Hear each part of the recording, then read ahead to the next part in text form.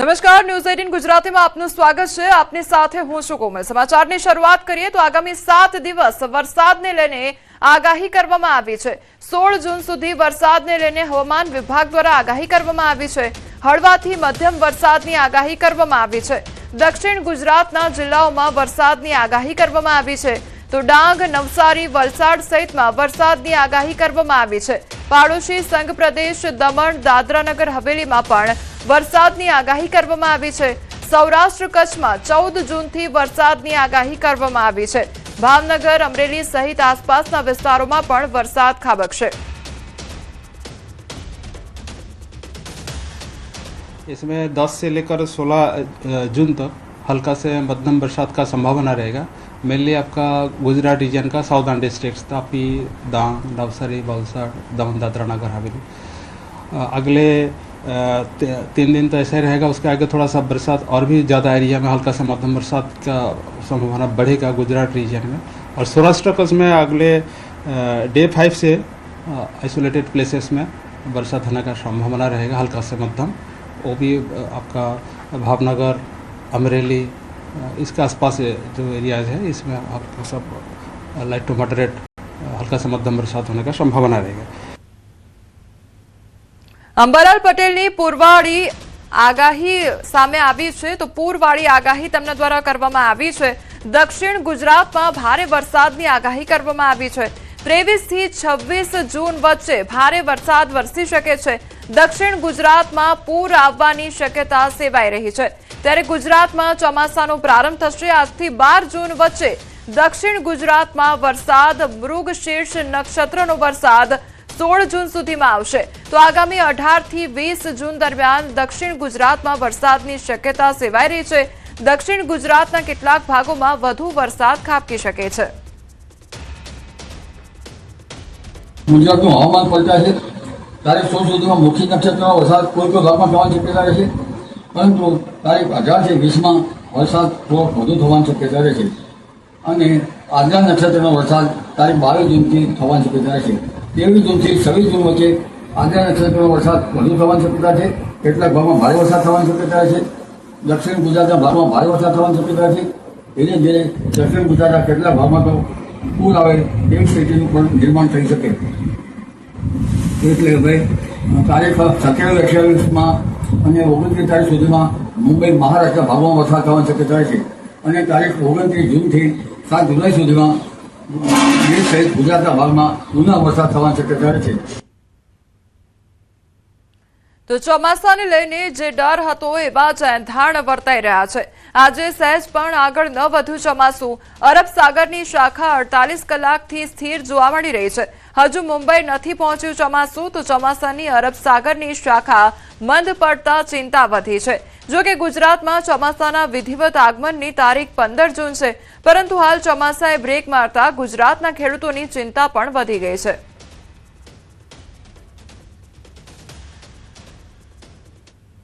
તો ગાંધીનગરથી હાલ મહત્વના સમાચાર સામે આવી રહ્યા છે। ગાંધીનગર આરોગ્ય ખાતા દ્વારા કાર્યવાહી કરવામાં આવી છે તે અંગે અપડેટ સામે આવી રહ્યો છે। તો ફેક્ટરીમાંથી ઘીનો શંકાસ્પદ જથ્થો ઝડપી પાડવામાં આવ્યો છે। એએમસી અને આરોગ્ય વિભાગની સંયુક્ત રેડ કરવામાં આવી છે। તો અમદાવાદમાં આરોગ્ય વિભાગની મોટી કાર્યવાહી હાથ ધરવામાં આવી છે। ફેક્ટરીમાંથી ઘીનો શંકાસ્પદ જથ્થો ઝડપાયો છે। એએમસી અને આરોગ્ય વિભાગની સંયુક્ત રેડ પાડવામાં આવી છે। 2.85 લાખની કિંમતનું 452 લીટર ઘી ઝડપી પાડવામાં આવ્યું છે। કઠવાડા વિસ્તારમાં આરોગ્ય વિભાગની તવાઈ હાથ ધરવામાં આવી। શંકાસ્પદ ઘી મળી આવતા ફેક્ટરીને સીલ કરવામાં આવી છે। પ્રાથમિક તપાસમાં ફૂડ લાયસન્સનો અભાવ જોવા મળી રહ્યો છે। દસ્તાવેજોની ગેરહાજરી અને શંકાસ્પદ ઉત્પાદન પ્રક્રિયા જેવી ગંભીર અનિયમિતતાઓ સામે આવી છે।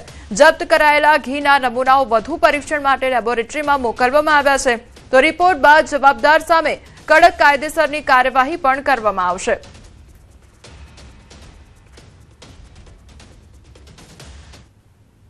ખેડૂતોના હિતમાં સરકાર દ્વારા એક ખૂબ જ મહત્વનો અને મોટો નિર્ણય લેવામાં આવ્યો છે। ભારતીય કિસાન સંઘની રજૂઆત અને પુરવઠા વિભાગ દ્વારા ખરીદીના સ્ટોકમાં વધારો કરવાની માંગ બાદ મુખ્યમંત્રીએ આ સમગ્ર મામલે હસ્તક્ષેપ કરીને એક મોટો નિર્ણય લીધો છે। અગાઉ ભારત સરકાર દ્વારા ટેકાના ભાવે ખરીદીમાં કાપ મૂકવામાં આવ્યો હતો અને બાજરી, જુવાર તેમજ મકાઈ મુદ્દે સરકાર સાથે બેઠક યોજાઈ હતી, જેમાં અત્યાર સુધી એક ખેડૂત પાસેથી માત્ર 100 મણ ખરીદી ચાલતી હતી, પરંતુ હવે મુખ્યમંત્રીની સૂચના બાદ સરકારે આ ખરીદીમાં સીધો 75 મણનો વધારો કરવાનો નિર્ણય કર્યો છે। એટલે કે હવે સરકાર એક ખેડૂત પાસેથી 175 મણ બાજરી, જુવાર અને મકાઈ ટેકાના ભાવે ખરીદશે। આ ઐતિહાસિક નિર્ણયથી ખેડૂતોમાં ભારે આનંદની લાગણી વ્યાપી ગઈ છે।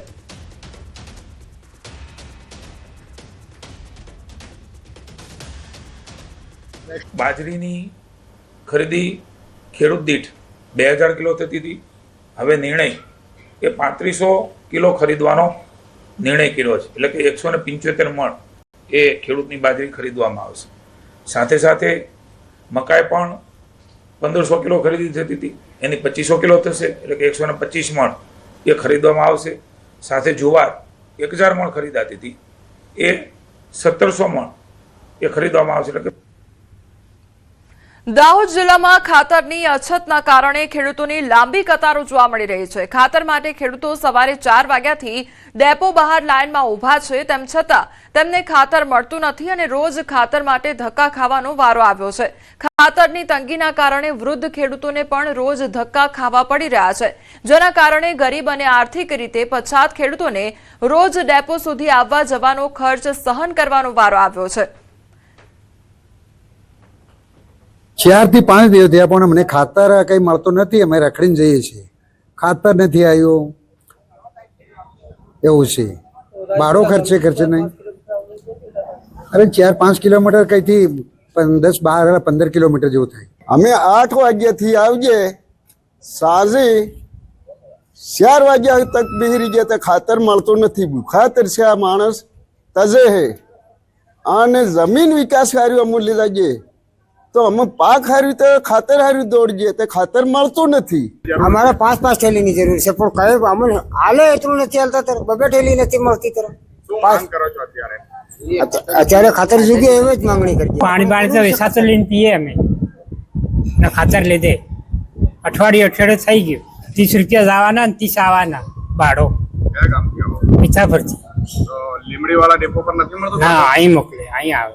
ન્યૂઝ 18 ગુજરાતીની ટીમ અત્યારે ઝાલોદના જે એપીએમસી માર્કેટ પર હાજર છે। અત્યારે આપને જે દ્રશ્યોમાં જોડાવા માંગીશ એ પ્રમાણે કે ખેડૂતો જે છે સવારથી પ્રધાનમંત્રી કિસાન સમૃદ્ધિ કેન્દ્ર ખાતે ખાતર લેવા માટે લાંબી લાઈનોમાં ઊભા હોય છે, ત્યારે ક્યાંક તો ખેડૂતો સવારના 4 વાગ્યાથી તો ક્યાંક 6 વાગ્યાથી આવીને ઊભા હોય છે અને ખેડૂતોને અત્યારે ખાતર મેળવવામાં ભારે હાલાકી વેઠવાનો વારો આવી રહ્યો છે। આપણી સાથે કેટલાક ખેડૂતો છે, તેમની સાથે વાત કરીશું। શું કહેશો કાકા, કઈ પ્રકારની અત્યારે સમસ્યા છે? 8 દિવસ થાય મારે ખાતરનું પોઝિશન ખાતર નથી એમ કરીને બોર્ડ મારેલો છે। કેટલી ખાતરની થેલી જરૂર છે તમને? અમારે 2 ખાતરની થેલી આપે છે ને પેલી પોઝિશન ખાતર આપે છે ને ડીએપી ને ખડ આપે છે। અત્યારે કેટલી તકલીફ પડી રહી છે? અત્યારે તો અમે હવાને 5 વાગ્યાને આવીને પૈસા ભૂખે તરીસે આવીને અહીંયા લાઈનમાં ઉભેલા છીએ। અમે તકલીફ ભાડે ખોઈને આવે નો 30 રૂપિયા ભાડો ખોવેનો આવે જ આવે ને 60 રૂપિયા થાય। બિલકુલ કહી શકાય કે જે ખેડૂતો છે તે ભાડું ખર્ચીને આવી રહ્યા છે, ભાડું ખર્ચ્યા બાદ પણ તેઓને જે ખાતર નથી મળતું। અઠવાડિયે રોજ આવે ને સવારથી બેહી રહીએ છે, આ ધાપોને ખોલે તરત આવી જઈએ છે। કેટલા થેલી જોઈએ છે ખાતરની થેલી અમને 3 આપે છે, જોઈએ તો એટલું નથી અમારું હાલતા। તમે કેટલા દાડા જાઓ છો? અરે અઠવાડિયું થઈ ગયું છે। તો એ સવારે 4 વાગ્યાના વહેલા ઉઠીને આવ્યા, બીજાની બાઇક ભાડે લી અને 100 રૂપિયાનું પેટ્રોલ પુરાવી અને અહીં આવીને ઉભા રહીએ તો અહીં કે આ બોર્ડ મારીને બેટા કે આજે ખોળ નહીં, ખાતર નહીં, તો અમે પાછા ફરી રિટર્ન પાછા 200 રૂપિયા ખર્ચીને પાછા જઈએ।